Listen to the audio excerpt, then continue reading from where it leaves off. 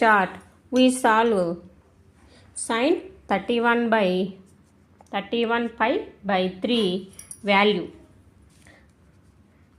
So here sin x value repeats after an interval of 2 pi. Every 2 pi the value is same in sin. So sin 31 pi by 3 it can be written as sin 31 pi by 3 it can be written as sin of 10 pi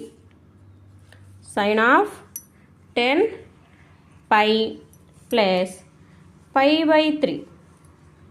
Okay, 10 into 3 30 plus 1 31 pi by 3. Sin of 10 pi plus pi by 3 it can be write it as sin pi by 3.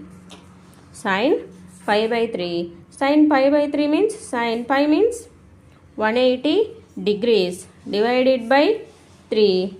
Sin 60 degrees. Sin 60 value is root 3 by 2. Sin 31 pi by 3 is equals to root 3 by 2.